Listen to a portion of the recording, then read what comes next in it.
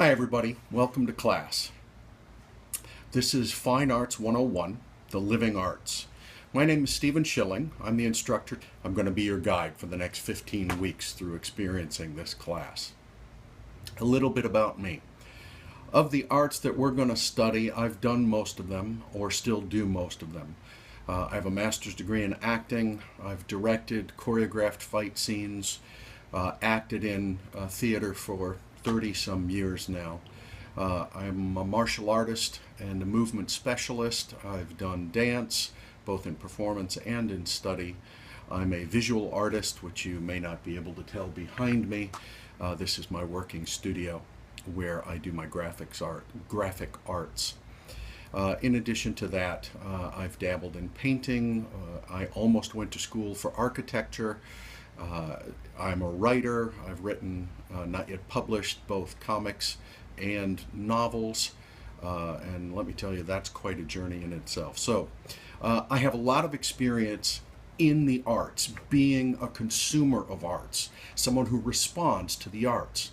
And that's what this class is largely about. We want you, I would like you, to be able to feel and hear your own response to the arts. So at the beginning of the semester, in Chapter 1, we're going to learn about taste and perception of art and how they can be changed. Your taste and your perception of art can be changed by perceiving it, by being aware of your own sense of taste, as well as information about the art you are both perceiving and developing a taste for or against, whatever art it is. As you go through the chapter, you're going to experience several kinds of printable art as opposed to performance art. We'll get into that later. And what I'm asking, what the chapter's asking, is what is your response to each piece of art? I want you to go through the chapter and look at each piece of art or poetry. Look first before you read the chapter. If you've already read the chapter, that's fine, good for you. But first I'd like you to experience the art. And as you look, listen to yourself. Notice, what are you feeling as you experience the art, if anything? If there's anything we want you to learn from this course, I want you to more finely tune listening to your own responses to things. Initially, you might look at a piece of art, even in Chapter 1, and experience nothing, because your inner ear isn't open enough yet to these types of art. May be very open to other types of art. Or perhaps you're one of those lucky people who your inner ear and your responses to things, you hear them just fine, thank you very much. Either or some middle response is fine as well. You may notice that for some pieces you hear fine, for others you don't, and some you're just kind of like, meh, and that's fine. It's all about the listening. That's how we learn to hear better, so you have to practice. Once you have your initial experience of each piece, read the chapter and observe what, if anything, happens to your ability to hear that inner voice. If those responses have moved at all in any direction, positive or negative. I'll give you a personal example of this from another course I'm teaching, World's Greatest Films. I'm teaching the film Gojira from Japan as an example of the disaster film. Now, Gojira in American is called Godzilla, and I'm sure many of you are doing this right now. Godzilla!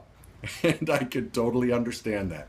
The common perception of most people is that Godzilla is a creature, a man in a rubber suit stomping on model cities.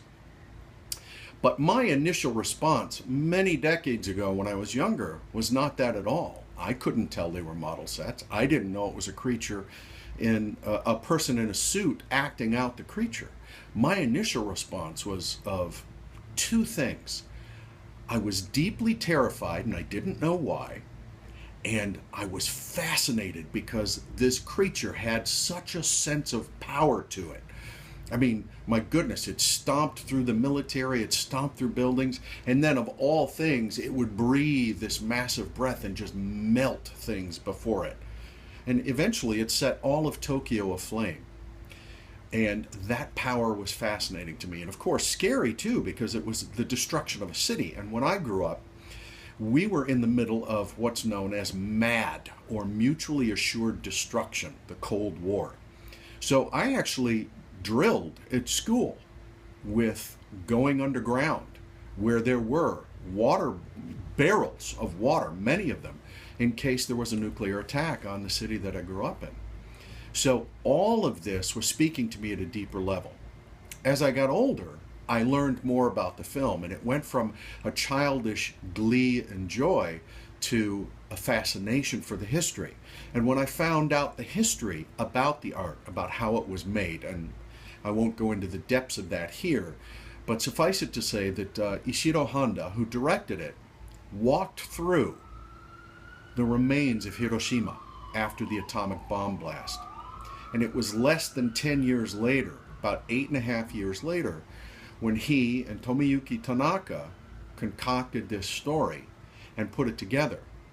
And I found out that 9 years later, after the Hiroshima bomb, people in Japan were exposed to this creature destroying Tokyo in the way that it had been destroyed during World War II via fire, by what became a metaphor, a literal analog for the atomic bomb. Godzilla was a walking atomic bomb. And to the Japanese, that spoke to them at a very deep, cathartic level, because they were still rebuilding at that time. That knowledge then added to my appreciation for the creators of the film, for the levels of the film, you know, the entertainment level, the creative level, and then the metaphoric or cathartic level, the one that speaks on a deep level. And for whatever reason, being an American white kid growing up in Detroit, it spoke to me. So that's an example of how I had an initial response and a love, and I still have that love. If you can see, I collect the toys. That's the primary creature I love to draw. I still have that love, but now I have this great deep appreciation for the film as a filmic cinematic experience. So once you've done all of these things with the chapter, go ahead to the discussion for this week, and basically you're going to write down an example of what I just did to you verbally.